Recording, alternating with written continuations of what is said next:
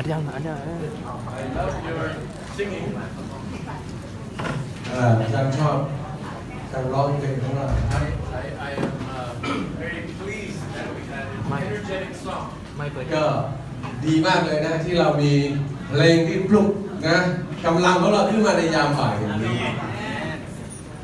because I know เพราะว่าผมรู้ว่า that this is the worst time to be teaching เวลาที่แย่ที่สุดนะครับที่จะต้องสอนนักเรียนคือเวลานี้แหละ because it's a time when many leaders and pastors take their nap. Maybe not in Thailand.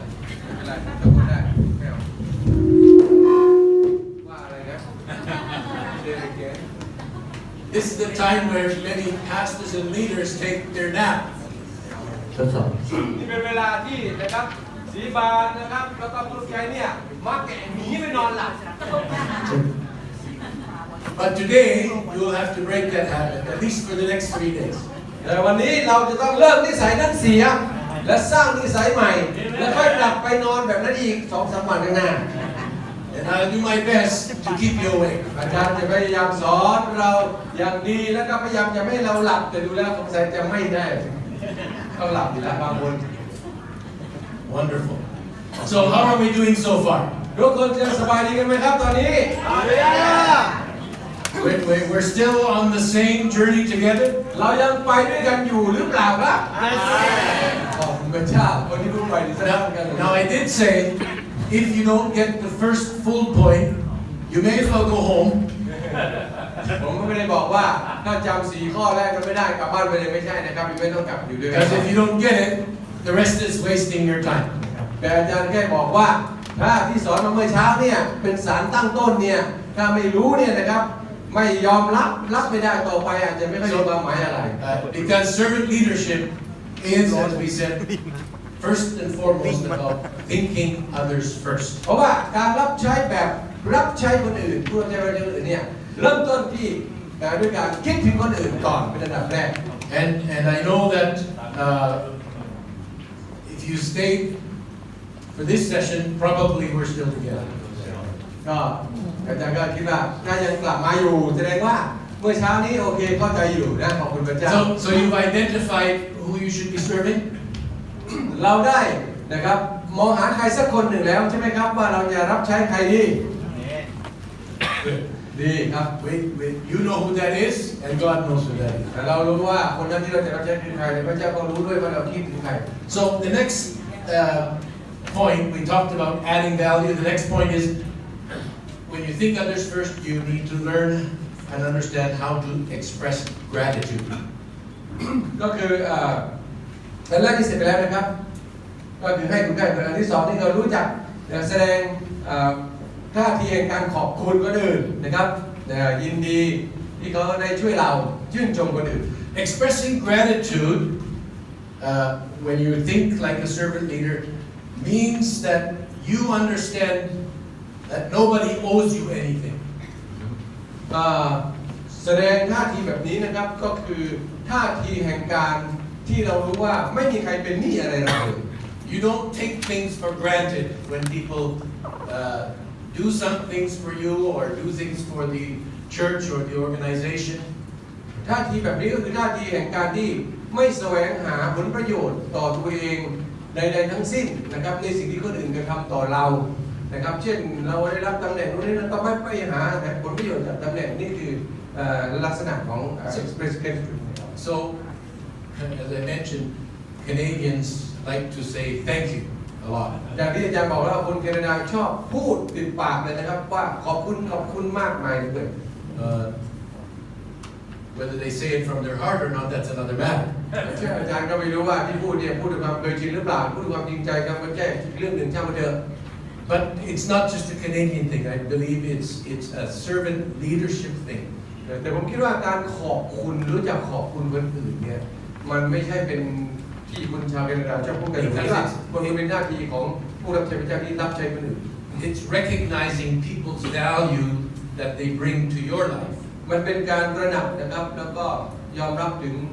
สิ่งดีที่คนอื่นนะครับทำกับเราได้แล้วก็เห็นคุณค่าในสิ่งที่เขาทำต่อเรา Not only your life, but the life of the group. ไม่ใช่แค่ชีวิตของเราเองแต่ว่าคือชีวิตของทุกคนที่อยู่ในชุมชน So how many times have you expressed gratitude today? นะครับมีกี่ครั้งที่วันนี้เราได้แสดงท่าทีแห่งการขอบคุณขอบพระคุณเนี่ย Rewind the tape today, from this morning. From this morning. ตั้งแต่เช้า Rewind the tape. รีไวน์เรื่อยๆเอาย้อนกลับไปหน่อยว่าขอบคุณใครแล้วบ้างแสดงท่าทีแห่งการขอบคุณใครไปแล้วบ้างกี่ครั้งแล้ววันนี้ How many times have you expressed thanks? ห้ามตอบว่าเยอะห้ามตอบเป็นเป๊ะเป๊ะเป๊ะ two times นะครับอันนั้น2 ครั้งครั้งที่1กับภรรยาครั้งที่2กับลูก How many times should you have expressed thanks? กี่ครั้งที่เราควรจะนะครับแสดงถึงท่าทีแห่งการขอบคุณ I'll leave that for you to sort out in your mind. ก็ให้เราคิดให้ควรเองนะครับและลึกถึงเองว่าเราได้ทำไปยังไง So here's some tips for expressing gratitude. ต่อไปนี้คือนะครับเคล็ดลับหรือว่าสิ่งที่จะแนะนำบางประการเกี่ยวกับวิธีการแสดงท่าทีแห่งการขอบพระคุณ Be more aware. ก็คือพยายามที่จะนะครับเปิดตัวเองมากขึ้นหน่อยนะครับตระหนักถึงคนอื่นมากขึ้น Sometimes we go through life like this.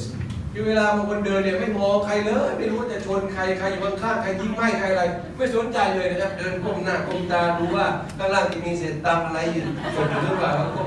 ก้มเดินไปเรื่อยไม่สนใจเลยนะครับ We need to learn how to go through life like this. เราควรจะรู้จักการที่จะเริ่มตระหนักว่ามีอะไรเกิดขึ้นรอบข้างบ้างมีสิ่งใดเกิดขึ้นรอบข้างบ้างมีใครเป็นอะไรบ้างต้องอย่างนี้ Be aware of ก็คือให้เรานะเปิดตัวเองออกรับรู้สิ่งอื่นๆที่อยู่รอบข้างเราบ้าง and how they are adding value to your life or to the life of society or the แล้ life ว of ก็ดู everyone. ว่าคนแต่ละคนเนี่ยนะมีส่วนในการที่จะให้คุณค่าแก่ชีวิตของเราเองของคนในโบสถ์เราและต่อคนอื่นอย่างไรบ้างต้องเปิดหูเปิดตา Commit time. ประการที่2นะครับวิธีที่จะแสดงท่าทีขอบคุณต่อคนอื่นก็คือต้อง It takes time to be aware. ต้องจัดเวลาให้นะครับต้องมีเวลานะครับในการที่จะรับรู้สิ่งต่างๆของคนอื่นบ้าง There was a big company in the United States, มีบริษัทหนึ่งนะครับบริษัทใหญ่ในประเทศสหรัฐอเมริกา Campbell Soup Company. Campbell Soup Company. Campbell Soup. ซุปยี่ห้อซุปชนิดหนึ่งนะครับในผมไม่รู้จัก คุณเคยทานผมกินยัง And the chief executive officer แค่ว่าซุปที่อเมริกาแล้วก็ผู้ที่เป็นเรียกว่าประธานใหญ่นะครับของบริษัทนั้น every week he gathered his leadership team together แล้วก็ทุกสัปดาห์ก็จะมีการพบปะกับผู้นำนะครับในบริษัทของเขาในแต่ละด้าน and got a report about people doing different things. แล้วก็ฟังว่าแต่ผู้นำแต่ละคนหัวหน้าแต่ละแผนกผู้จัดการทั้งหลายเนี่ยก็มีการรายงานยังไงต่อเขาซึ่งเป็นหัวหน้า And he took time to discover who were the people that they need to say thank you to throughout the company. แล้วหัวหน้าคนนี้นะครับประธานบริษัทนี้เขาพยายามจะมองหาวิธีการที่จะ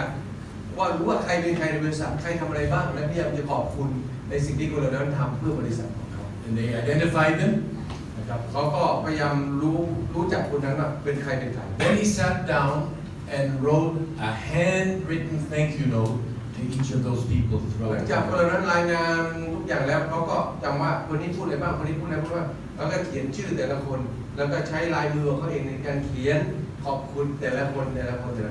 How do you think those people felt when they got a note from the เรา boss? จะรู้สึกยังไงบ้างนะว่าคนเหล่านั้นจะรู้สึกไงในเมื่อหัวหน้าใหญ่ของเขาเนี่ยทำแบบนี้นะครับขอบคุณเขาด้วยการเขียนด้วยลายมือเองเลยในสิ่งที่พวกเขาทำพวกเราคิดว่าเขาคิดอย่างนั้น Pretty good, I think. ดีไหมนี่ดีมากใช่ไหม How do you think they would work the next week?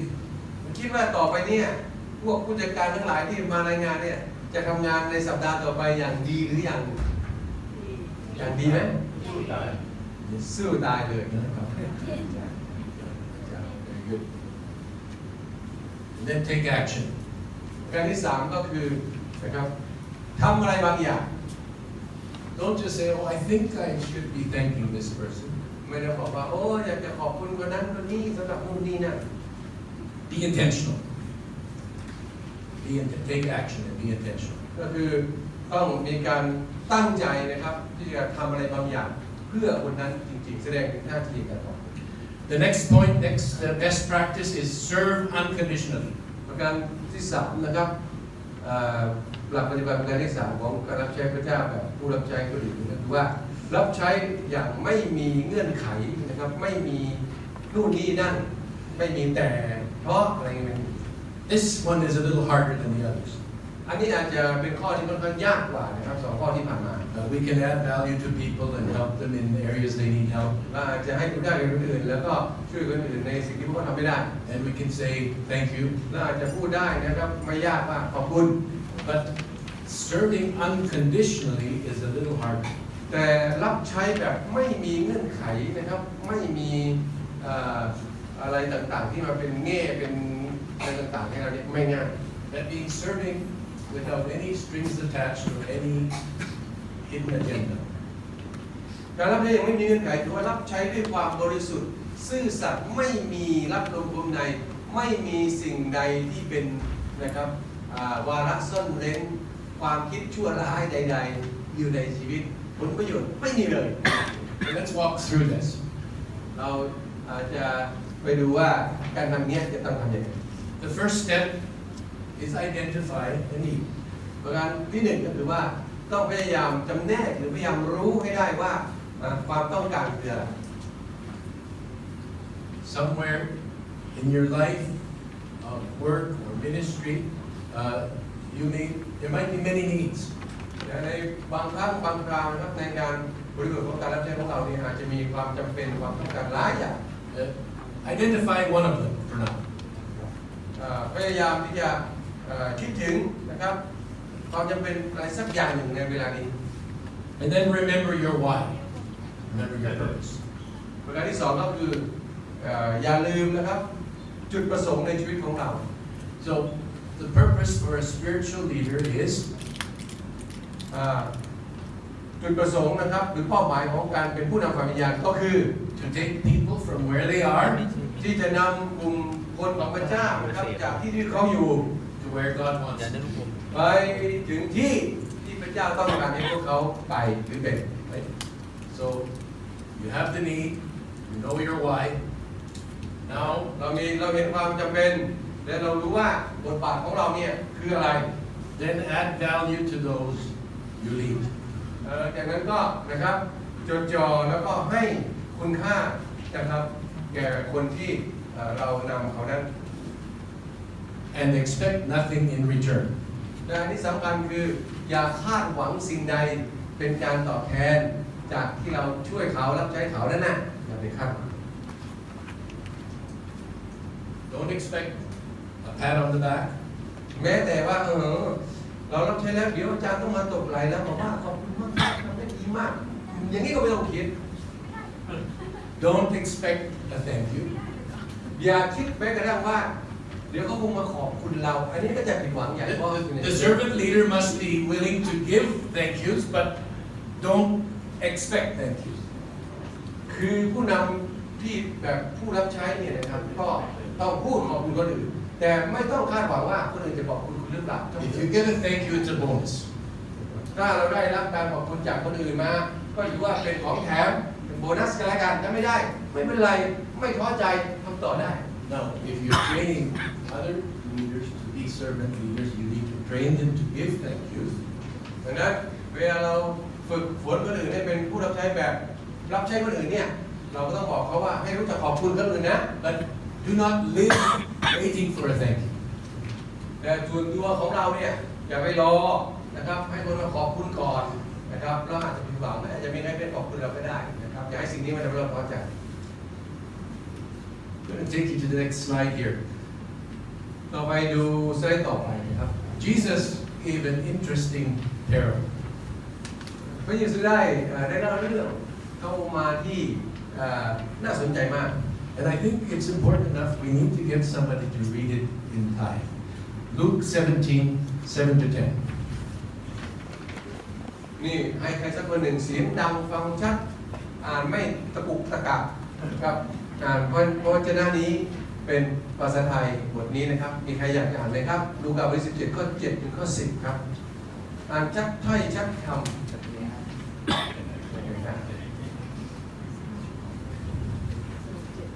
ใครเสียงดี Surely somebody has a Bible. แน่นอนว่าเพราะว่าพวกเรามีใครน่าจะมีใครสักคนหนึ่งนะมีพระคัมภีร์ผมว่า I forgot my Bible too, but I have the Bible in my iPhone. อาจารย์จู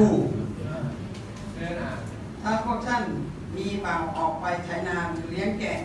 และเมื่อบ่าวคนนั้นกลับมาจากทุ่งนาท่านจะบอกเขาหรือว่าเชิญนั่งลงรับประทานเถิดท่านจะไม่บอกเขาหรือว่าจงไปหาอะไรมาให้เรารับประทานและคาดเอวไว้คอยปฏิบัติระหว่างที่เรากินและดื่มหลังจากนั้นเจ้าจึงค่อยกินและดื่มเถิดนายจะขอบใจบ่าวนั้นและบ่าวเพราะบ่าวทำตามคำสั่งหรือเช่นเดียวกันเมื่อพวกท่านทำสิ่งสารพัดที่เราบัญชาให้ไว้กับท่านแล้วก็จงพูดด้วยว่าเราเป็นบ่าวที่ไม่ได้มีบุญคุณต่อนายเราเพียงแต่ทำตามหน้าที่ที่ควรจะทำเท่านั้นเองยังเหมือนผู้ประกาศคณะปฏิวัติ So, แข่งข้าม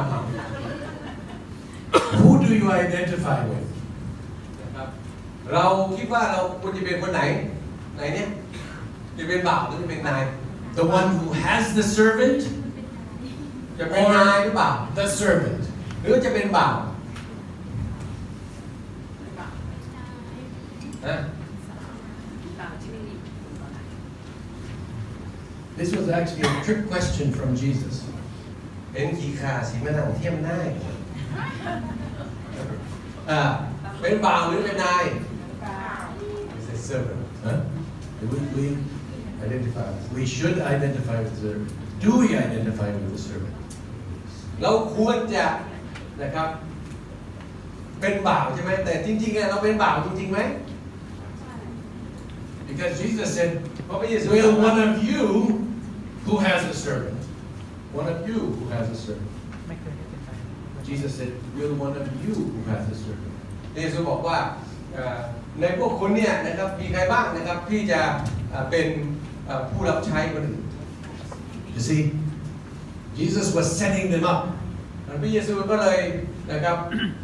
นำพวกสาวกเนี่ยขึ้นมาสู่ประเด็นนี้ข้อนี้ And explaining about servanthood. แล้วก็อธิบายนะครับโดยเล่าเรื่องนี้ให้เข้าใจถึงลักษณะของการเป็นผู้รับใช้ And he says, will you thank the servant because he did what he was commanded? นะครับพระเยซูก็ตรัสว่าคนบางคนเป็นบ่าวเนี่ยก็เป็นเพราะว่าเขาถูกสั่งให้ทำนะเขาเลยกลายเป็นบ่าวใช่ไหม And the answer is, no, he's not going to thank him. He's just doing his job. แต่คนก็บอกว่าคนที่เป็นบ่าวเนี่ยเวลาทำงานเนี่ยก็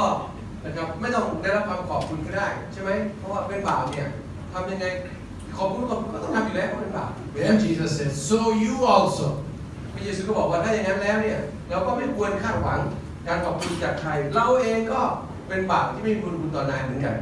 When you've done what is commanded, you just say we are unworthy servants. นะครับดังนั้นเมื่อเราได้รับคำสั่งให้ทำอะไรทำเสร็จแล้วเราก็บอกว่าเราเป็นแค่บ่าวนะครับที่ไม่ได้มีบุญอะไรนี่คือท่าทีที่เราควรจะมีในชีวิตในการรับใช้ So servant leaders นั้นผู้รับใช้แบบรับใช้คนอื่น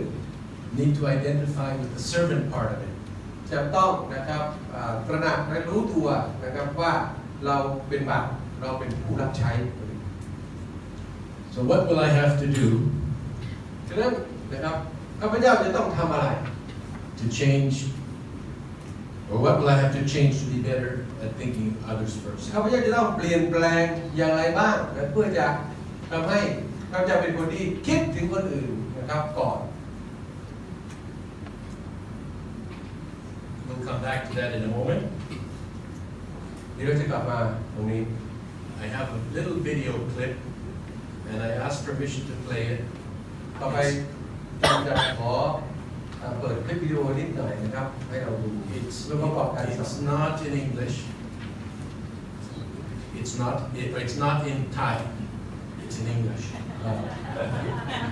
มันไม่ได้แปลเป็นไทยนะครับเป็นภาษาอังกฤษแล้วก็ดูเป็นภาษาอังกฤษไปก็ได้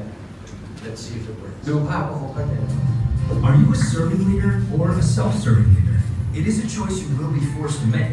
The leaders with the most impact choose to think others first รับใช้ and คนอื่น serve รับใช้ตัวเองนะครับรับใช้เหมือนกันแต่รับใช้คนอื่นคือตัวเอง Servant leaders understand the paradox of upside-down leadership. They look out not only for their own interests, อันนี้คือ but รับใช้แบบ also ผู้รับใช้นะครับรับใช้คนอื่น thinking others first is never easy. Our default mode is to focus only on self, grasping ข้าง for ขวานั่น power คือ and ผู้ control. นำแบบไม่ใช่เป็นผู้รับใช้เหยียบหัวคนอื่น Cultivating the ability to think others first requires intentionality. But when a leader makes the choice to serve, they are well on their way to growing the heart of a great influencer.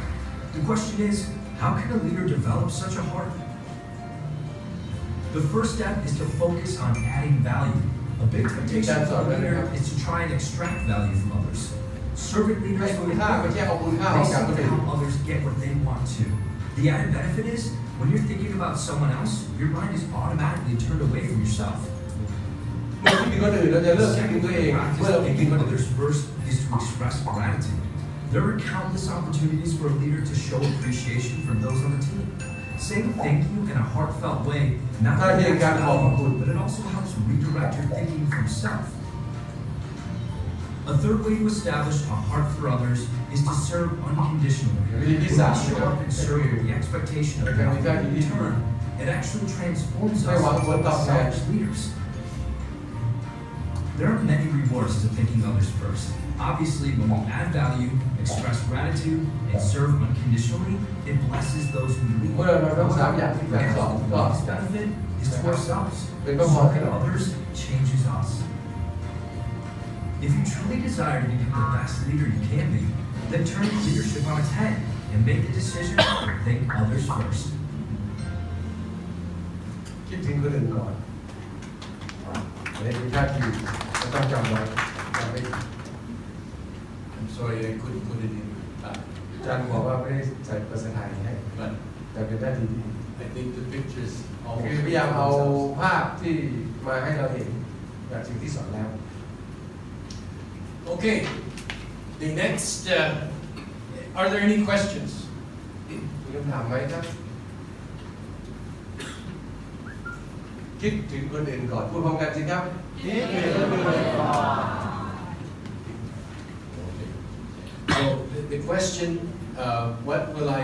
have to change to be better at thinking of others first? คำถามก็คือข้าพเจ้าจะต้องเปลี่ยนนะครับอย่างไรบ้างเพื่อจะกลายเป็นคนที่คิดถึงคนอื่นได้ดีขึ้นได้มากขึ้น Might be good to take a few minutes to get into your groups and just talk about that. What do we have to do? กลับไปที่กลุ่ม5คนนั้นคุยกันแป๊บเดียวว่าทำยังไงเราถึงจะเป็นคนที่คิดถึงคนอื่นได้มากกว่านี้ได้ดีกว่านี้คุยกันครับเชิญครับ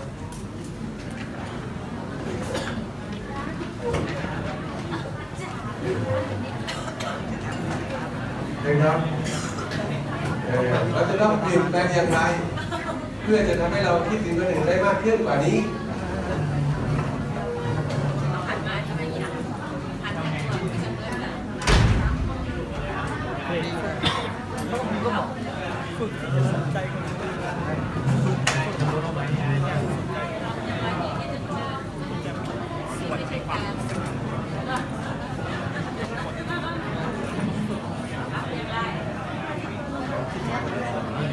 ที่บอกว่าต้องฝึก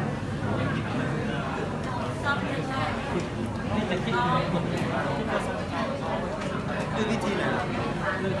ฝึกด้วยวิธีไหนถามโปรเซสเอาการเราตอนนี้ครับ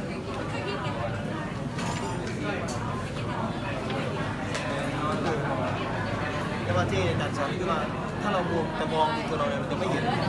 ก็คือทำกับของเราจะไม่เห็นให้เราเปิดตาแล้วเรามองที่คนอื่นแล้วมันเริ่มที่คิดถึงคนอื่นมากขึ้นด้วยต้องละจากตัวเองอย่าจดจ่อกับตัวเราเองต้องมองที่คนอื่นที่เราหาโอกาสช่วยเขาสิ่งที่ผมเสียชัดเจนเรื่องเขาพูดถึง3 อย่างใช่ไหม ในการที่จะเป็นคนที่คิดถึงตัวคิดถึงคนอื่นก่อนเนี่ยก็คือเริ่มจากนั่นแหละอันแรกก็คือให้คุณค่ากับคนอื่นอันที่สองก็คือแสดงความขอบคุณคนอื่นและอันที่สามก็รับใช้โดยไม่มีเงื่อนไข3 ตัวเนี่ยพี่ก็ทำทุกวันก็คิดถึงคนอื่นนี่แหละก็เริ่มเป็นตัวเรานี่แหละไปหาเงินของที่เรามีก่อนก็ได้แต่จุดชนวนของคนที่จะเปลี่ยนโดยตัวเรามันเปลี่ยนยากแต่สิ่งที่ผมเห็นว่ามันเปลี่ยนได้ไม่ได้เมื่อเรามีความเป็นอะไรของพระวิญญาณเมื่อเราสนใจพระวิญญาณบริสุทธิ์เมื่อเรารักพระวิญญาณบริสุทธิ์ของพระเจ้าพระองค์จะเปลี่ยนเราได้ของจากเอาแบบจากสิ่งเอาแบบลูกประธรรมได้ไหมกำลังจะเป็นลูกประธรรมกำลังจะเป็นลูกประธรรมคือพอเราใช่จิตวิญญาณสูงฟังไม่รู้เรื่องพอเราทำนี้ปุ๊บเราจะเห็นคลิปของเราเปลี่ยนไปแล้วเราก็จะเริ่มการให้เสียสละจากที่เราไม่เคยไปดำนาเกี่ยวข้าวช่วยเขาเราก็ไปเราก็ได้เขากลับเป็นการเสียสละที่มากขึ้นผ่านพระเจ้าที่ทำงานในชีวิตของเราสรุปคือต้องลงมือทำเลยลงมือไปช่วยเราตัดสินใจที่จะเลือกที่จะเข้าไปทำเลยประมาณนั้นที่ผ่านมาไม่ทำเพราะอะไรล่ะมันมีเหตุนู่นเหตุนี่ใช่ไหมไม่ต้องไปสนใจเหตุแล้วโฟกัสแต่ตัวเองมองคนอื่นแล้วก็ลงมือทำไม่ว่าเหตุใดก็ตามเหตุที่คนอื่นไม่มีใครทำหรือไม่เคยทำมาก่อนหรืออะไรก็แล้วแต่ไม่ใช่เหตุทั้งนั้นหลายเรื่องแล้วเราก็ร้องเพลงนี้ก่อนเปิดตาใจคอเถิดมาลงใจให้เรามองเห็นที่พูดถึงการสังเกตที่แสดงการเดินแล้วก็ให้ภาพในด้านของการแบบคุยคือไม่ได้ถ้ามองฝ่ายวิญญาณคือไม่ได้ดูรอบๆว่าไม่ได้ใส่ใจคนอื่นไหมนี่ก็เป็นจุดไม่ได้สนใจคนอื่นก็เป็นคำตอบจอตัวเองไม่ได้สนใจคนอื่นนี่ก็เป็นคำตอบอีกด้านหนึ่งเหมือนที่อาจารย์พูด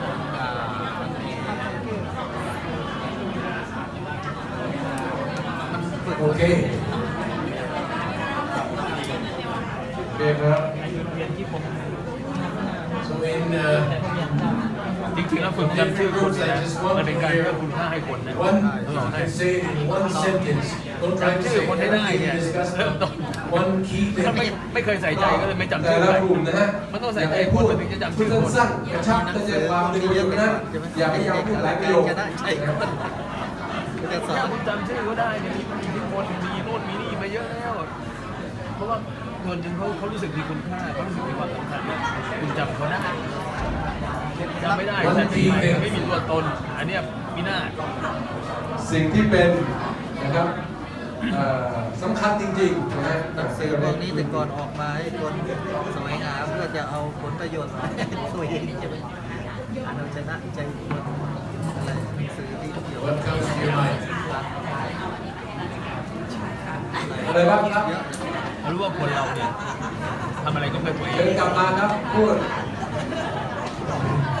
จะหลับอยู่บนนี้เบรกอ่ะไม่อ่ะกลับเข้าที่อ่ะมันต้องเพราะอะไรให้กลับเข้าหน้าที่หมดเวลา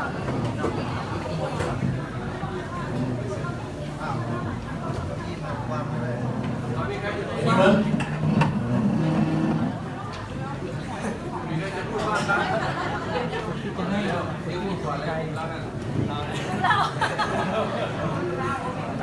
ก็เป็นเป้าหมายของเราครับ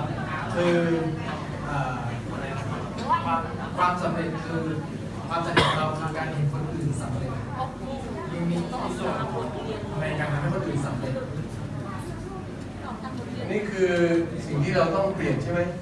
เปลี่ยนเป้าหมายของเราว่าเป้าหมายของเราคือทำให้คนอื่นประสบความสำเร็จนั่นคือความสำเร็จของเราอะไรอย่างเงี้ยค่ะยากค่ะ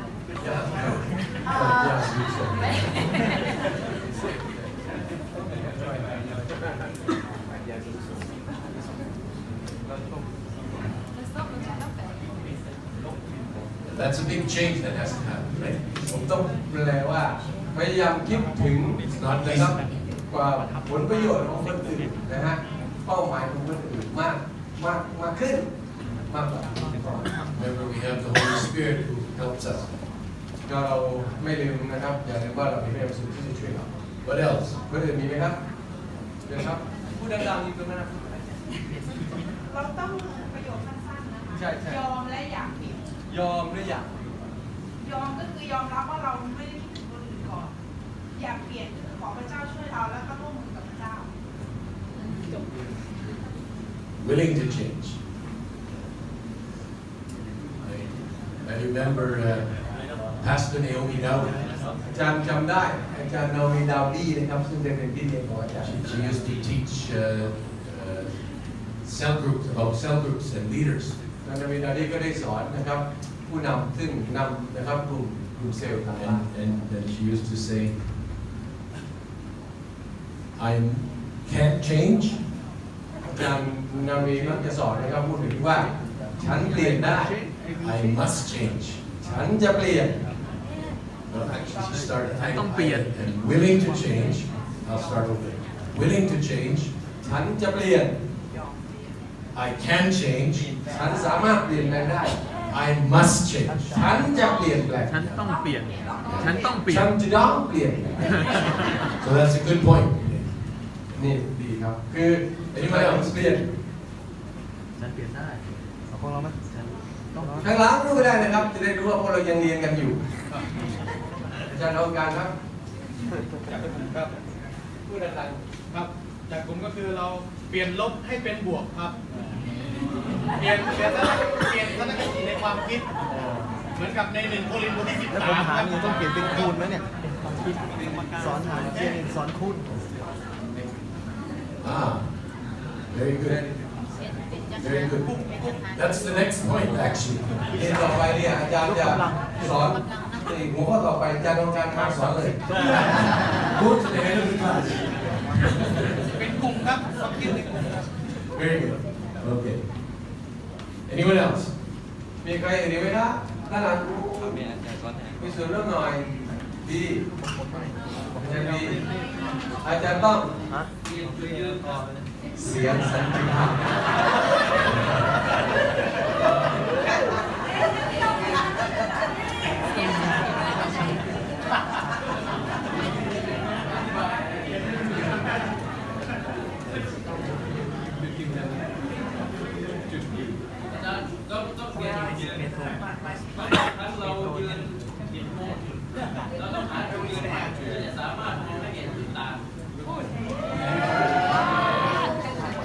Different point of view, different. เสียงสันติภาพ Okay, let's go to the next point. ครับเราไปดูหัวข้ออื่นกัน So first we talked about think others first. จำได้ไหมข้อหนึ่งนะครับ Now we will look at expect the best. หัวใจนะฮะอันที่หนึ่งคือคิดถึงคนก่อนกับที่สองก็คือนะครับคาดหวังนะครับสิ่งที่ยอดเยี่ยมหรือสิ่งที่ดีที่สุด Okay, I'm going to show the video, another video, เราจะให้เราดูวิดีโอต่อไป and then we will talk about what we saw. หลังจากนั้นเราจะคุยกันเกี่ยวกับที่เราได้ดู Great leaders are positive. They expect the best from themselves and others, always anticipating good outcomes. หลุดฝรั่งอย่างที่ยังเข้า Negative leaders คาดหวังสิ่งที่ดีที่สุด wander influence คนที่คิดเป็นบวก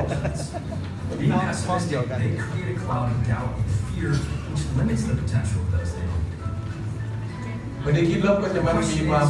สงสัยมีอะไรอยู่ในนั้น How can a leader continually expect the best? Leaders who expect the best begin by choosing optimism, and it really is a อัน choice. นี้ก็คือเป็นคนมองโลกใน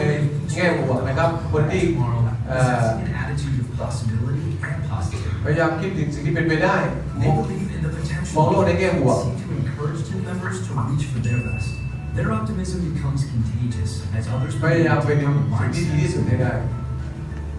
In addition to choosing optimism, leaders who expect the best also choose to fail forward. They never allow bad decisions or อั past นนี้ก็คือ mistakes หลักการของการส่งเสริมก็คือว่าล้มไปข้างหน้า The best leaders actually find a way to learn from their failures and use them as เรียนรู้จากความผิดพลาดนะครับแล้วก็พยายามคิดถึงสิ่งที่ดีที่สุดคือมองไปข้างหน้า Leaders remain committed to positivity by remembering wins. Just as past mistakes can lead to พยายามจดจำความสำเร็จในอดีตบ้างเพื่อจะให้เป็นกำลังใจที่จะสู้ต่อไป When leaders take the time to remember where they have come from and what they have overcome to get where they are, it builds belief and assurance that high performance can be repeated. เมื่อผู้นำระลึกถึงนะครับอดีตที่ผ่านมาความสำเร็จสิ่งต่างที่เขาเผชิญมาจะทำให้เขาคาดหวังและการทำสิ่งที่ดีที่สุดคาดหวังผลลัพธ์ที่ดีที่สุดนะครับได้มากขึ้น Forward and remembering wins, you too can become a leader who is เรื่องที่จะคิดในแง่บวกนะครับเป็นบนมองโลกในแง่ดีแล้วก็ลุกไปข้างหน้า towards determining your destiny. Start by making a commitment to expect the best. เริ่มต้นในการที่จะคาดหวังสิ่งดีเลิศสิ่งที่เป็นเลิศไว้ก่อนนะครับ Leaders see the world as it could be. คนที่เป็นผู้นำเนี่ยจะมองโลกนะครับไม่ได้อย่างที่มันกำลังเป็นอยู่แต่มองโลกในแบบที่มันควรจะเป็นและสามารถเป็นได้ We know that the world is full of challenges. เรารู้ว่าโลกนี้เต็มไปด้วยการท้าทายมากมาย And things can look very discouraging sometimes. บางครั้งเนี่ยเรามองโลกเนี่ยโลกก็สถานการณ์ก็อาจจะทำให้เรารู้สึกท้อแท้เหนื่อยหน่ายใจ And many people just get stuck there at those negative things. หลายคนเมื่อมองโลกแล้วเห็นแต่สิ่งไม่ดีสิ่งเลวร้ายก็หยุดอยู่ตรงนั้นไปต่อไม่ได้เลย One of the qualities of a leader is that they see things a little different. They see it as it could be, not as the way it is. หนึ่งในสิ่งที่เป็นลักษณะที่ดีมากนะครับคุณสมบัติของผู้นำคือว่าพวกเขาจะสามารถมองเห็นสิ่งที่น่าจะเป็นได้มากกว่าที่เป็นอยู่ขณะนี้ได้ Leaders can see the world, they see a better version of the world. คือผู้นำเนี่ยจะต้องสามารถที่จะมองเห็นนะครับอีกรูปแบบหนึ่งของโลกนะครับที่ดีกว่าที่เป็นอยู่นี้ให้ได้ Not because they are naive, ไม่ใช่เพราะว่าผู้นำเนี่ยไม่รู้เรื่องอะไรเลยนะครับไร้เดียงสาแล้วก็ไม่รู้อะไรเลยที่มองเรื่อยเปื่อยไป not because they're in denial, หรือไม่ใช่เพราะผู้นำต้องการที่จะปฏิเสธความเป็นจริงที่เกิดขึ้น because somehow they believe there's something within them that can help things to change. แต่ผู้นำเนี่ยจะมีความรู้สึกลึกๆอยู่ในใจว่าเขาจะสามารถทำอะไรบางอย่างเพื่อจะทำให้เกิดการเปลี่ยนแปลงบางอย่างเกิดขึ้นนะครับต่อสิ่งที่กำลังเกิดขึ้นในเวลานี้ได้ So the best leaders choose a positive attitude. ดังนั้นผู้นำที่ดีที่สุดนี่นะครับก็จะเลือกนะครับในการที่จะมีท่าทีที่เป็นบวก So it's a choice. คือมันเป็นการเลือกของเราเองว่าเราจะเลือกแบบไหน You've all, you all know about the glass, the half glass that is half full or half empty. พวกเราอาจจะเคยเห็นภาพนี้แล้วนะครับว่าเวลาเรามองน้ำที่มีแก้วที่มีน้ำเนี่ยนะบางคนบอกว่าโอ้โหนะครับเหลือตั้งครึ่งแก้วบางคนบอกว่าโอ้โหเหลือแค่ครึ่งแก้ว So pessimists see the half empty, and optimists see the half full. คนที่เป็นเพสซิมิสต์เนี่ยก็เป็นพวกมองโลกในแง่ร้ายเนี่ยนะครับมองในลบเนี่ยก็จะมองว่าโอ้โหหายไปถึงครึ่งแก้วนะแต่ส่วนคนที่มองโลกในแง่ดีออพติมิสต์เนี่ยก็จะมองว่าโอ้โหเหลืออีกตั้งครึ่งแก้วคือมันแล้วแต่มองครับคือมองในสิ่งที่มีอยู่หรือมองสิ่งที่ไม่มี So if you're a pessimist, you tend to be afraid of risk. ดังนั้นถ้าเราเป็นพวกมองโลกในด้านลบเนี่ยเราก็จะกลัวที่เรื่องของการเสี่ยงเราไม่ค่อยกล้าเสี่ยงเท่าไหร่ But if you're an optimist, actually it's easier to attract people to follow you. ถ้าเราเป็นผู้นำที่มองโลกในแง่ดีนะครับในด้านบวกเนี่ยเราจะดึงดูดให้คนอื่นตามเรานะครับไปมากขึ้น So we're going to talk about how strong are you at engaging and developing others. So this is the wrong slide. Oh no, that's right. Okay. How strong are you at engaging and developing others? อันนี้ก็จะมาถึงคำถามที่ถามว่าเราเนี่ยนะครับเข้มข้นมากขนาดไหนในการจริงจังมากขนาดไหนในการที่จะเกี่ยวข้องนะครับแล้วก็ในกระบวนการในการสร้างคนอื่นนะครับขึ้นมาเนี่ยเราจริงจังทุ่มเทมากน้อยแค่ไหน So when difficulties arise, I remain optimistic. เมื่อความยุ่งยากนะครับเกิดขึ้นนะครับเรายังสามารถยืนหยัดและมองโลกในแง่ดีต่อไปได้ That's a quality to consider. อันนี้คือคุณลักษณะของผู้นำที่ควรจะต้องตระหนักถึงนะครับและคำนึงถึง I expect the best outlook impacts all areas of my life. แล้วก็คือการตระหนักถึงสิ่งที่คาดหวังสิ่งที่ดีที่สุดนะครับนะมาจากอิทธิพลทั้งหลายนะครับที่อยู่รายล้อมรอบชีวิตของเรา I consistently demonstrate and expect the best attitude. ข้าพเจ้าเนี่ยนะครับแสดงถึงท่าทีแห่งการคาดหวังสิ่งที่ดีที่สุดนะครับอย่างต่อเนื่องอยู่เสมอตลอดเวลา I am able to grasp reality and remain optimistic. ข้าพเจ้ามีความสามารถในการที่จะรับรู้หรือตระหนักถึงความเป็นจริงที่เกิดขึ้นแต่ยังคงนะครับไม่ว่าจะดีหรือร้ายแต่ยังคงไว้ซึ่งท่าทีในการมองโลกในทางบวกได้ So the best practices for expecting the best, the first one is choose optimism. นี่คือหลักปฏิบัติที่เราจะเป็นคนที่คาดหวังนะครับสิ่งที่ดีที่สุดตลอดเวลาก็คืออันดับที่หนึ่งก็คือเลือกที่จะมองโลกในแง่ดี A leader needs to be optimistic. นะครับผู้นำเนี่ยจะต้องเป็นผู้ที่มองโลกในแง่ดีเป็นคนที่มองโลกในแง่บวก And this means having the attitude and understanding that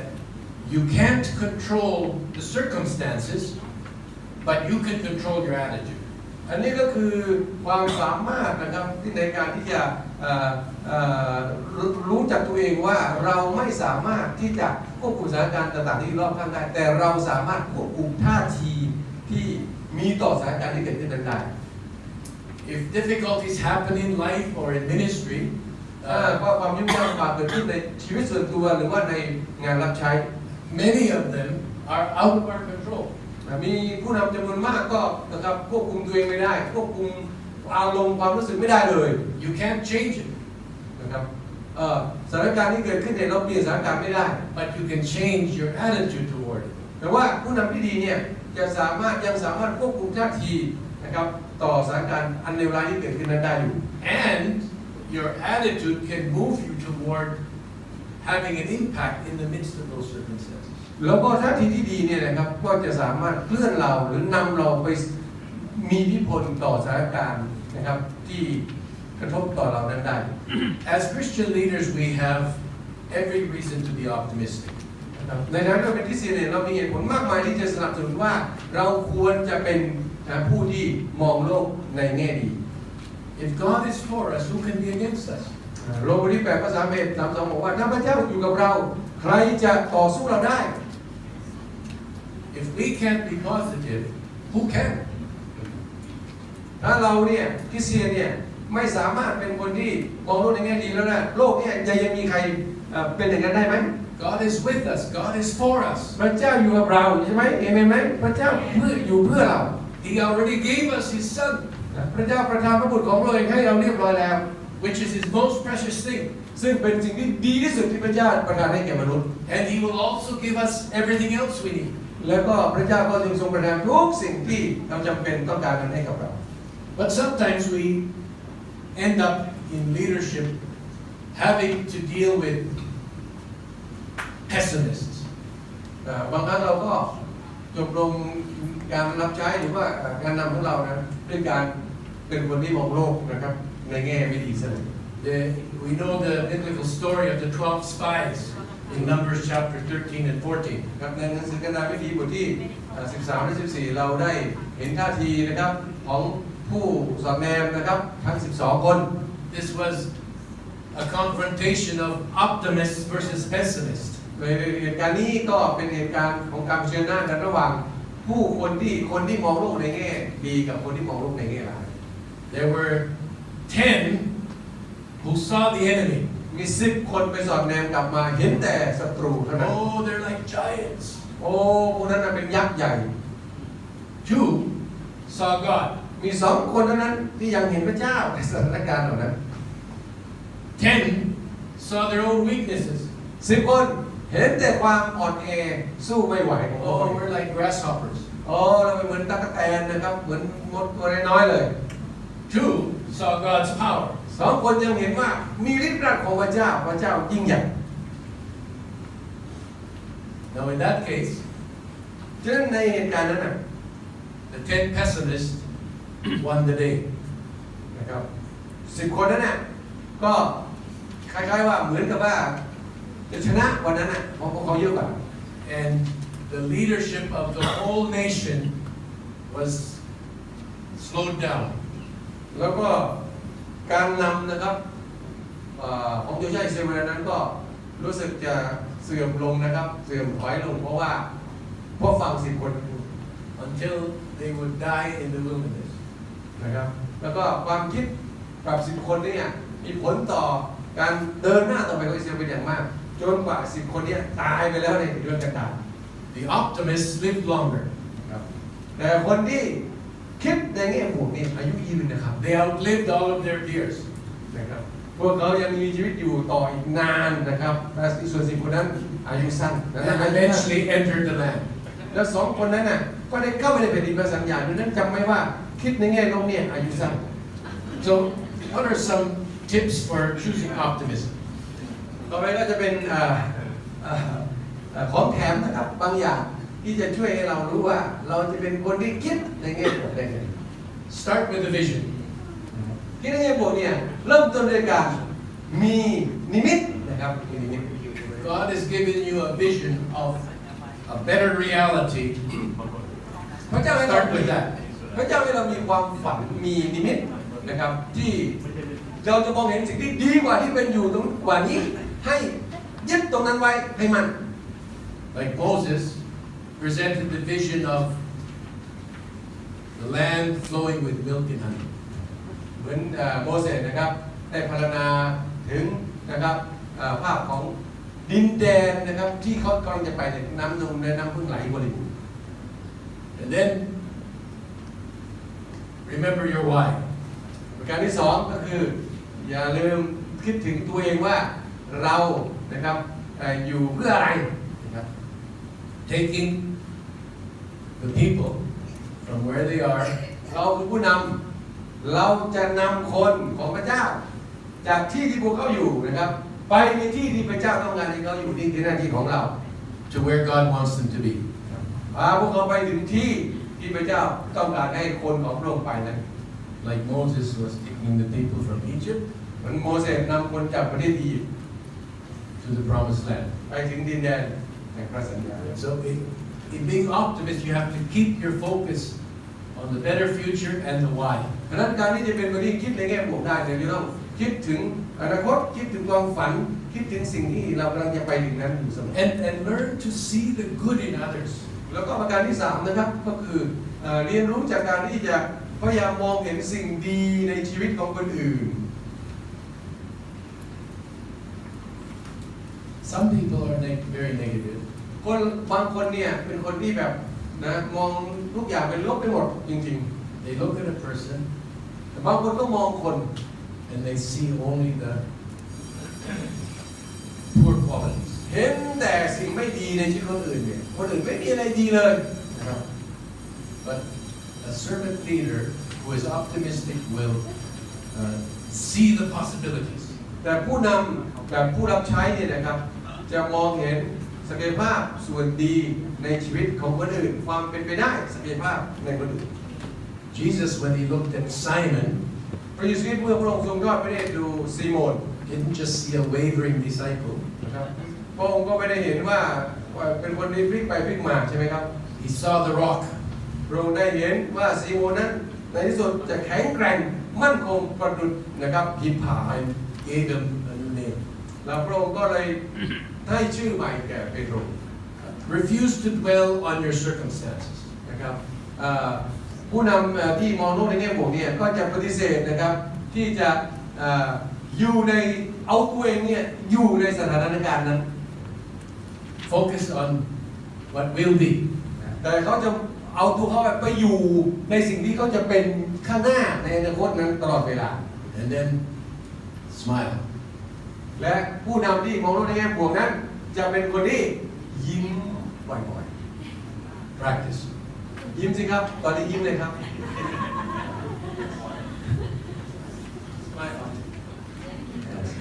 Okay. You're doing pretty good for 2:30 in the afternoon after a lunch. 2:30เนี่ยนะยังยิ้มได้นี่ก็ถือว่าใช้ได้แล้วล่ะ Smile often. จงยิ้มบ่อยๆบอกคนข้างๆสิ Smile often อย่าใช้ยิ้มบ่อยๆนะ ยิ้มเข้าไว้ I think there's an airline that has that logo. Hi smile Yeah. So I think that should work here very well. อาจารย์บอกว่ามีสายการบินไทยที่ไทยสมายใช่ไหมครับ I have a granddaughter. I have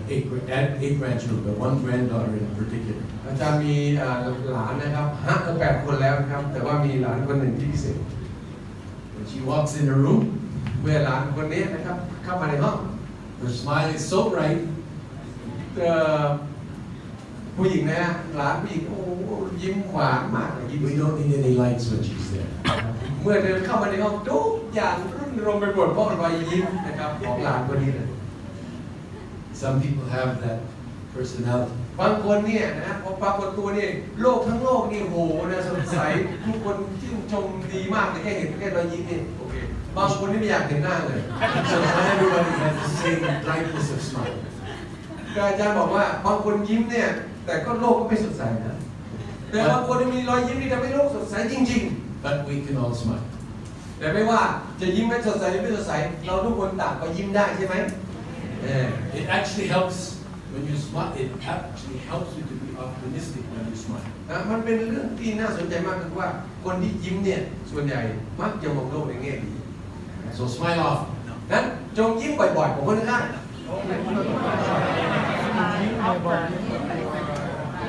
ไม่ใช่กินบ่อยๆนะยิ้มบ่อยๆ And don't make a big deal of small things. นี่อย่าโวยวายโวกเวกนะทำเรื่องเล็กให้เป็นเรื่องใหญ่บางทีเรื่องนิดเดียวโวยวายซะใหญ่โตอย่าทำแบบนั้น Now in Canada we have the great Canadian prairies. Great Canadian prairies, flat land. ที่ประเทศแคนาดาเนี่ยมันจะมีที่ราบนะที่กว้างใหญ่ไพศาล And we grow a lot of wheat. แล้วก็ปลูกข้าวสาลีเต็มไปหมดเลย And so there was a farmer who took his son for the harvest. แล้วก็ชาวนาคนหนึ่งก็พาลูกชายไปเก็บเกี่ยวนะครับข้าวสาลี Had a huge combine, harvesting machine. Huh? You know. ก็มีรถที่มันเกี่ยวข้าวเนี่ยนะครับข้าวสาลีล้อใหญ่เหมือนรถไถเนี่ยนะครับอันอย่างเรียกว่าคอมบาผมเคยขับแล้วที่แคนาดา And so as they were driving and then harvesting the wheat, ขณะที่รถคอมไบน์เนี่ยครับขับไปแล้วก็ไปเกี่ยวข้าวสาลีโดยใช้เครื่องจักร the little son saw all these mice eating the grain. ก็ลูกชายก็มองเห็นนะครับมีหนูตัวเล็กๆเนี่ยนะก็กินเมล็ดข้าวสาลี And he said to his dad, you know, we should go and kill those mice. ก็ลูกชายบอกเพราะนั่นแหละมันข้าวสาลีเราเดี๋ยวฆ่ามันเอาผงมายิงมัน They're eating our harvest. ดูสินะครับหนูนี่ไปทำงานจะมากินข้าวสาลีเราอีกแล้วก็จัดการฆ่าเลยพ่อฆ่า And the father said, we don't have time. พ่อบอกว่าเราไม่มีเวลาจะไปจัดการเรื่องนั้นหรอกนะครับ They're only eating a little bit. หนูตัวเล็กๆกินนิดเดียวไม่เป็นไร If we waste time killing the mice, แล้วเราไปเสียเวลาไปไล่ตีหนูนั่นไปฆ่าหนูนั่นน่ะ the rain will come and the harvest will stay on the ฝ field. นก็จะตกนะครับเดี๋ยวเราจะเก็บไม่ทันนะครับตีหนูจะตีได้ป่ะหนูเร็วโคตรเร็วเลยนะ So we'll gather the harvest. If the mice want something, let them have ฝนตกแล้วโอ้โหเดี๋ยวเก็บเกี่ยวไม่ได้เลยไม่เป็นไรหนูอยากกินได้กินเข้าไปพอเรามาเล่นนิดเดียว it. In ministry, something like that. บางครั้งในการรับใช้พระเจ้าของเราบางทีเป็นอย่างนั้นด้วย There's lots of things happening in ใช่ไหม ministry. มีหลายเรื่องมีหนูตัวเล็กๆเนี่ยวุ่นวายมากเลยถ้าคุณเด็กปล่อยมันไป Some problems are bigger than others. เพราะว่าบางครั้งเนี่ยปัญหาใหญ่กว่านั้นน่ะน่าสนใจกว่าเราจะสนใจไปไล่ตีหนูเล็กๆเนี่ยงานโบสถ์ไม่เจริญรู้ไหมจำไว้ Deal with the harvest. Forget about the mice. นะครับอาจารย์บอกว่าให้จดจ่อกับการเก็บเกี่ยวอย่าไปจดจ่ออยู่กับปัญหาอยู่กับปัญหาเดินต่อหน้าไม่ได้ Also, believe that people can change. แล้วเป็นการต่อไปนะครับจงเชื่อว่าคนเนี่ยเปลี่ยนได้ People can change. คนเนี่ยเปลี่ยนได้ I told you the story of how I changed. อาจารย์ได้แบ่งปันนะครับว่าอาจารย์เปลี่ยนแปลงท่าทียังไงตอนที่ภรรยาขอให้ไปช่วยเรื่องคอมพิวเตอร์ I can change. ถ้าคนอย่างอาจารย์เรนเนอร์เนี่ยเปลี่ยนได้ You can change. ทุกคนในโลกนี้เปลี่ยนได้หมดเลยครับ And you can change. แล้วก็ถ้าท่านสามารถเปลี่ยนแปลงได้ Other people can also change. คนอื่นก็เปลี่ยนแปลงได้เห็นไหมแต่ท่านต้องเปลี่ยนก่อน Yeah. People can change. แต่จงเชื่อเลยนะครับว่าคนเราเปลี่ยนได้ Expect the best. นะคาดหวังสิ่งที่ดีที่สุด Refuse to tolerate negative and critical team members. จงปฏิเสธนะครับในการที่จะอดทนนะครับต่อเรื่องที่เป็นลบนะครับแล้วก็สมาชิกที่ชอบวิพากษ์วิจารณ์ทั้งหลายเนี่ยนะครับ When somebody starts talking negatively and you're trying to get the work done, shut them down. ถ้าหากว่ามีบางคนพยายามพูดมันทุบซิบนินทาอะไรเราพยายามที่จะทำอะไรบางอย่างแล้วครอบครัวเราเนี่ยให้บอกเขาว่ามุมปาก Be nice about it. Be nice about it. ครับผม If possible. ผมปากดีแล้วนะครับผมปากถ้าเป็นไปได้นะแต่ว่าถ้ามันหาคำสุภาพกว่านี้ก็ได้อยู่นะนี่บางคนพูดเป็นสิ่งไม่ดีแล้วต้องบอกมุมปากแต่อาจารย์บอกมันแรงไปถ้าหาคำที่ง่ายกว่านี้ก็หาแต่ไม่ได้ก็พูดไปเถอะมุมปากซะ Maybe they can change. ตอนนี้เขาอาจจะเปลี่ยนแปลงนะ But if you need something, if you need to have a positive environment, do not let the negative talk spoil it. ถ้าเราเนี่ยอยากจะสร้างบรรยากาศที่มันเป็นลื่นลมเป็นบวกเนี่ยเราต้องทำให้คนที่มันชอบทำให้บรรยากาศสีเนี่ยหุบปากก็ได้ไม่เงียบไปได้ฆ่ามันเลยอะไรก็ได้ Okay, next point. Best practices for expecting the best. We said choose optimism. Now we fail forward. วิธีที่ดีที่สุดเราปฏิบัติที่ดีที่สุดที่เราจะคาดหวังสิ่งดีนะครับที่เกิดดีที่สุดเกิดขึ้นคือหนึ่งคือเลือกที่จะเป็นคนมองโลกในแง่ดีสองก็คือล้มไปข้างหน้า So servant leaders expect the best. ผู้นำแบบผู้รับใช้เนี่ยคาดหวังสิ่งที่ดีที่สุด And they work to make the best more likely. แล้วก็เขามักจะนะครับพยายามที่จะทำอะไรก็ได้ให้เกิดผลลัพธ์ที่เป็นเลิศนะครับ But just because you choose to be optimistic does not mean that things always turn out that way. ไม่ใช่เพียงแค่เราคิดว่าเราจะเป็นคนมองโลกในแง่บวกทุกอย่างก็จะเป็นไปอย่างที่เราคิดนะเป็นบวกไปหมดไม่ใช่แบบนั้น So the best leaders are not blind to the possibilities of failure. นะครับคนที่เป็นผู้นำที่ดีเนี่ยไม่ใช่ว่าไม่สนใจความล้มเหลวของตัวเองเลยนะเหมือนไม่ยอมรับนะไม่ใช่เขายอมรับความเป็นจริง And life happens. We live in a broken world, so sometimes we will fail even with the best possible scenarios. เนื่องจากว่าเราอยู่ในโลกที่มันมีบาปนะครับเกี่ยวข้องกับบาปไปแล้วคนล้มลงในบาปแล้วเนี่ยแม้ว่าบางครั้งเราจะทำดีขนาดไหนนะครับมันก็อาจจะมีผลลัพธ์ที่ไม่ได้ดีอย่างที่เราตั้งใจขึ้นมาก็ได้ So great leaders must be resilient. ดังนั้นคนที่เป็นผู้นำที่ดีที่สุดเนี่ยจะต้องสามารถที่จะเขาเรียกว่ายืดหยุ่นได้ I'm going to tell another story about my wife. Is that okay? Yeah, you ask your wife's permission. Yeah, she's okay with it. Okay. เราจะเล่าเรื่องเกี่ยวกับภรรยาเขาผมถามว่าขออนุญาตเมียก็คงไม่เป็นไร Yeah, because in most of those stories, she comes out smelling like a rose.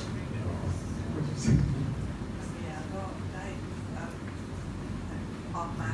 เรื่องของถ้าเขาเล่าเรื่องของภรรยาก็จะได้ดี I always put her in a good light. อ๋ออันนี้คือว่าไม่ได้นินทาภรรยาทุกอย่างที่เขาเล่าเนี่ยเขาเป็นการเล่าเพื่อจะยกย่องภรรยาเขาเสมอนะดังนั้นจึงไม่เป็นไรต้องขออนุญาตนะเพราะเป็นเรื่องดี So, we were in Africa. ตอนนั้นเราทั้งสองคนเขาภรรยาไปรับใช้ที่แอฟริกา And we were driving down one of the very difficult roads. เราก็ขับรถไปนะครับบนถนนที่ค่อนข้างจะยากลำบากพอสมควร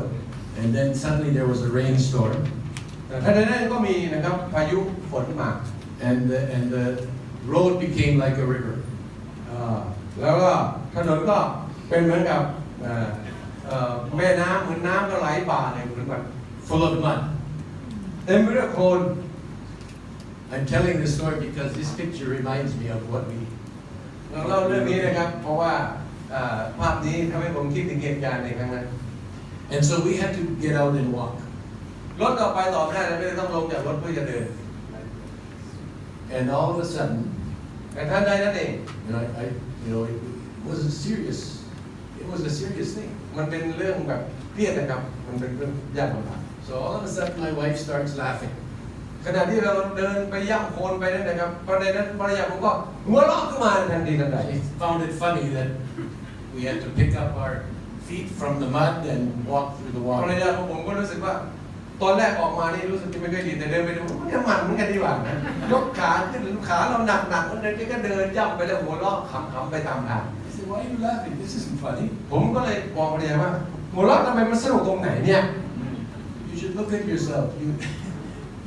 Then you would laugh too." นะครับภรรยาผมก็ดูสารรูปตัวเองสินะครับแล้วคุณก็จะหัวเราะนะก็จะขำว่าคุณเนี่ย Anyway, to make a long story short, เพื่อจะทำให้เรื่องที่ยาวนานเนี่ยสนุก we laughed through the rest of the journey. สุดท้ายแล้วนะครับทั้งผมและภรรยาต่างก็ขำไปกับสิ่งที่เกิดขึ้นเพราะเนื้อตัวเปลือกด้วยโคลนนะครับยกเท้าเดินไปสองตายายไปเรื่อยๆสนุกสนาน And so this is part of the resilience. อันนี้ก็คือสามารถที่จะยืดหยุ่นได้นะครับไม่ใช่ว่าโอ้โห Just keep pushing ปรับ through. ตัวไม่ได้เลยนะเจอโคลนก็ทำให้โคลนอย่างนี้นะครับอะไรเงี้ยก็ไม่ใช่แต่สนุกไปกับมันเลยนี่แหละเรียกว่า resilient คือนี่แหละ So even in difficult circumstances, we need to push through. แม้ว่าในสถานการณ์ที่ยากลำบากเราก็ยังสามารถที่จะปรับตัวแล้วก็ดำเนินต่อไปนะครับ How many of you know Steve Jobs? You know มี about คนที่ Steve Jobs? รู้จักสตีฟจ็อบส์บ้างครับ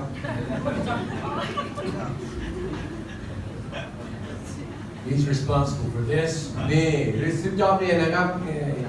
ทำให้เกิดตัวนี้ขึ้นมานี่เขาเรียกไอเลยนะ iPad ใช่ไหม He's responsible for this. iPad แล้วก็ iPhone เนี่ยเขาเป็นคนที่คิดขึ้นมา And before he got those things on the market, นะครับก่อนที่สิ่งเหล่านี้จะถูกนำมาวางขายที่ตลาด he made many mistakes. สตีฟจ็อบส์เนี่ยทำผิดพลาดหลายครั้งหลายคราว So how did he eventually get to these products? สุดท้ายแล้วนะครับเขามาถึงจุดที่แบบ iPhone iPad อะไรทั้งหลายเนี่ยมีชื่อเสียงและวางขายแล้วก็ราคาแพงมากได้ยังไง He said, sometimes when you innovate, you make mistakes. ซึ่งจะบอกว่าบางครั้งเมื่อคุณนะครับคิดค้นประดิษฐ์บางสิ่งบางอย่างขึ้นมาเนี่ยคุณก็อาจจะผิดพลาด He says it's best to admit them quickly and get on with improving the other innovations. ถ้าคุณคิดบางสิ่งบางอย่างออกมาแล้วนะครับรู้สึกว่าคุณคิดว่ามันดีแล้วแต่มันไม่ดีเลยนะครับช่างมันเถอะยอมรับมันนะครับอย่างรวดเร็วและรีบไปคิดค้นอันใหม่ขึ้นมาแทนอันเก่าอย่าไปเสียเวลาเสียใจก่อน Another inventor, many years before, อีกคนหนึ่งนะครับก็เป็นนักประดิษฐ์นักคิดค้นนะครับเขาเรียกนักอะไรนะไม่ใช่นักประดิษฐ์เขาเรียกนักอะไรเดี๋ยวนี้เขามีคำเรียกอะไรไม่รู้ไม่ใช่นักประดิษฐ์ภาษาใหม่นักประดิษฐ์Henry Ford. He says failure is the only opportunity to more intelligently begin again. เขาบอกว่าความล้มเหลวนี่นะก็เป็นโอกาสเดียวนะครับโอกาสเดียวที่จะทำให้เราฉลาดมากยิ่งขึ้น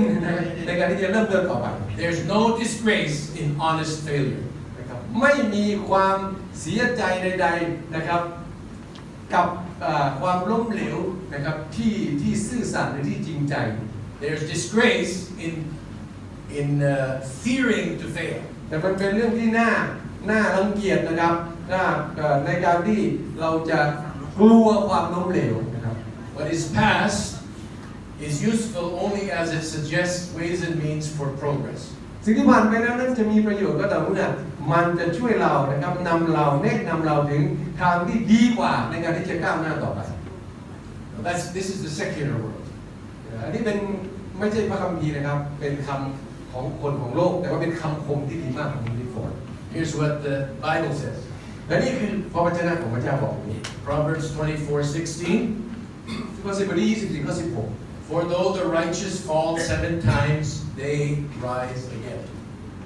สำหรับคนชอบเท่านั้นเขาล้มลง7 ครั้งเขาก็จะลุกขึ้นมาอีกครั้งหนึ่งได้คือไม่มีวันยอมแพ้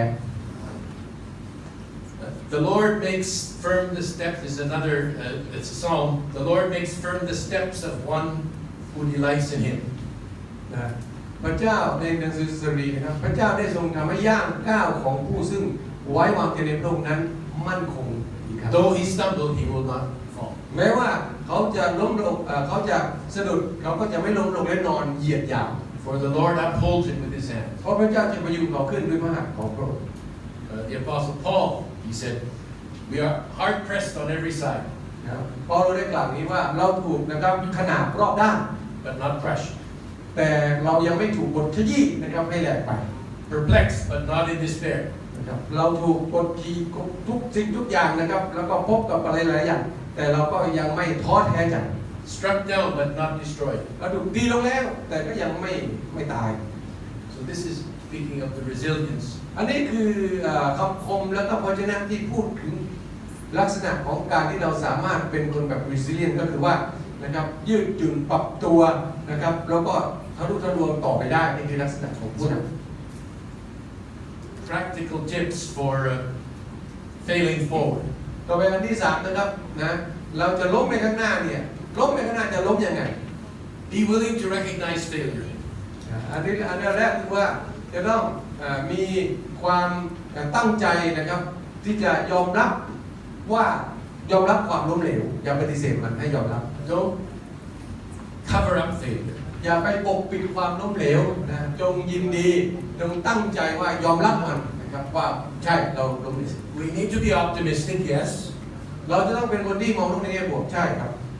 But when something goes wrong, แต่เมื่อบางสิ่งบางอย่างมันผิดพลาดและไม่เป็นไปอย่างที่เราคิด we need to acknowledge it. แล้วก็มันไม่ถูกต้องผิดพลาดเราต้องยอมรับนะครับแล้วก็เรารู้ว่ามันผิดพลาด And look for lessons. ประการที่2จะล้มเหลวนั้นได้คือว่ามองหาบทเรียนจากความล้มเหลวนั้นให้ได้ What can we learn from it? ว่าเราเรียนรู้จากความล้มเหลวนั้นน่ะอย่างไรบ้างนะครับได้อย่างไร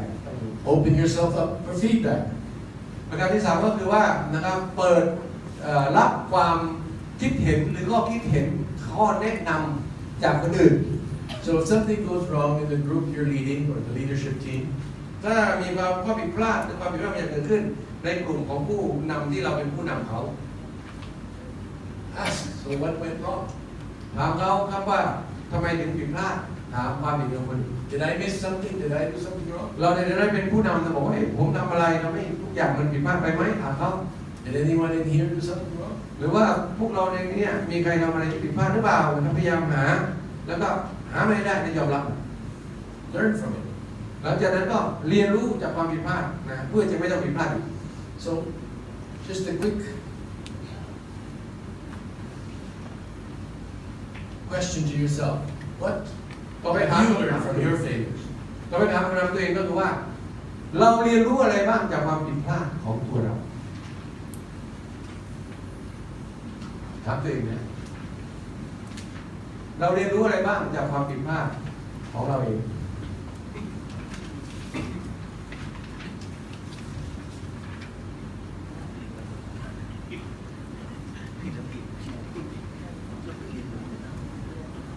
I'm sure we've all learned lessons from our failures. ฉันมั่นใจว่าพวกเราทุกคนล้วนนะครับใช้ความผิดพลาดเป็นบทเรียนสำหรับชีวิตของเรา Now the important thing is you don't camp there. You move on. สิ่งสำคัญก็คือว่าไม่ติดอยู่กับความล้มเหลวนั้นนะครับไม่ให้ความล้มเหลวเป็นอุปสรรคขัดขวางให้เราชะงักอยู่ตรงนั้นแต่เราดำเนินต่อไปรุดหน้าต่อไป We'll look at some of that a little bit later on. ครับเดี๋ยวเราจะดูบทเรียนจากพระคำพระเจ้านะครับในหัวข้อนี้ทีหลัง So the next point is remember wins. ประการต่อไปนะครับในการฝึกเกี่ยวกับการคาดหวังสิ่งที่สุดก็คือว่าจดจำความสำเร็จที่ผ่านมา So in other words, you don't only look at the places where you failed, but you also look at the places where things went well. ก็คือว่าผู้นำที่ประสบความสำเร็จเนี่ยไม่เพียงแค่มองความล้มเหลวเรียนเป็นบทเรียน แต่ก็มองความสำเร็จที่ผ่านมาเพื่อจะเป็นกำลังใจที่จะเดินต่อไปข้างหน้าได้ด้วย We can learn from our failures and also from our wins. เราเรียนรู้จากทั้งสองด้านนะครับทั้งความล้มเหลวของเราและความสำเร็จของเราเพื่อจะส่งเราไปข้างหน้าให้ได้ดีขึ้น So tips for remembering wins. ต่อไปนะครับสิ่งที่จะช่วยนะครับเป็นช่วยให้เราได้จดจำความสำเร็จของเราที่ผ่านมาก็คือ Identify similar situations. นะครับพยายามที่จะเข้าใจนะครับแล้วก็ตระหนักถึงสถานการณ์ที่มันคล้ายคลึงกัน Acknowledge the fears. You remember that when you tried something, you feared it, but how did you overcome the fear? พยายามที่จะรับรู้ถึงความกลัวที่ผ่านมาว่าเราไปเผชิญหน้ากับความกลัวในเรื่องใดบ้างและเราสามารถเอาชนะความกลัวนั้นได้พยายามนึกถึงสถานการณ์แบบนั้นจะช่วยให้เรามีกำลังใจมากขึ้น So use success to sustain further wins. ใช้ความสำเร็จเนี่ยในการที่จะพยุงนะครับการดำเนินต่อไปของเราเนี่ยให้ได้ให้ความสำเร็จช่วยส่งเราไปต่อไป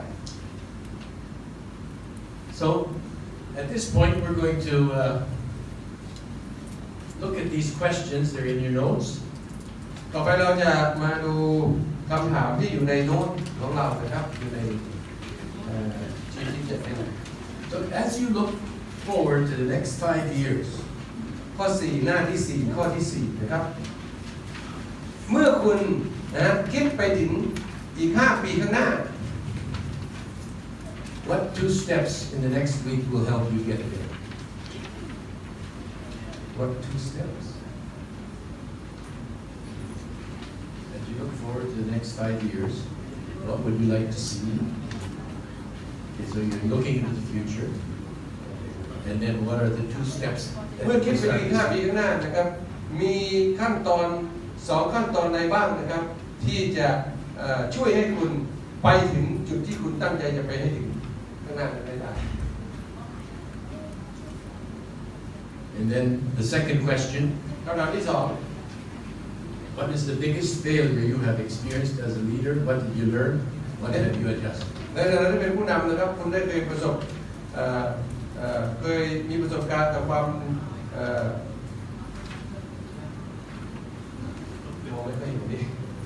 ความล้มเหลวคุณเคยประสบความล้มเหลวมีประสบการณ์กับความล้มเหลวที่ยิ่งใหญ่ในฐานะผู้นำอย่างไรบ้างในที่ผ่านมาและคุณเรียนรู้เกี่ยวกับความล้มเหลวเหล่านั้นอย่างไรบ้างและคุณปรับตัวอย่างไรบ้างนะครับได้ปรับตัวอย่างไรบ้างกับความล้มเหลวที่ผ่านมา So you can go to your groups, or some of these things you might want to work on your own. We'll do this until the break at 3 o'clock. ก็กลับไปรวมกลุ่มพวกเราชอบรวมกลุ่มทำรวมกลุ่มก็ได้นะครับคุยกันในกลุ่มนะครับแล้วจะกลับมาอีกครั้งหนึ่งเวลา 3 โมงครับเชิญคุยกันครับคุยกันตามนี้นะครับข้อ 4A และข้อ 4B แล้วก็ถกกัน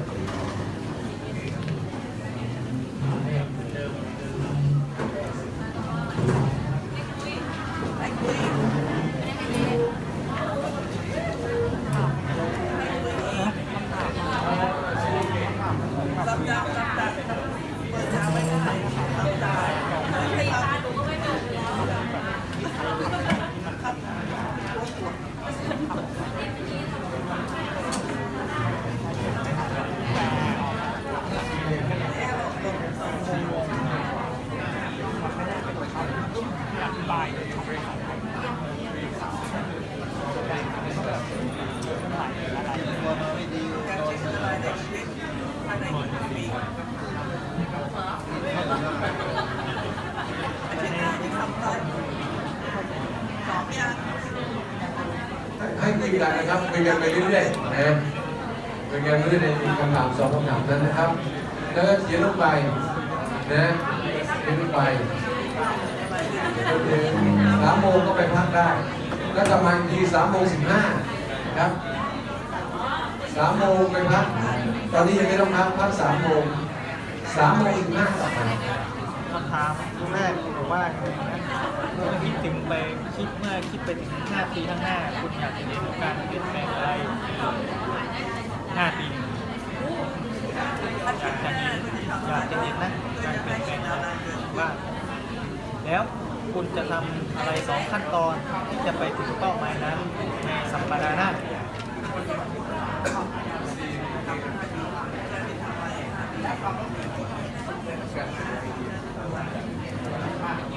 กินอะไร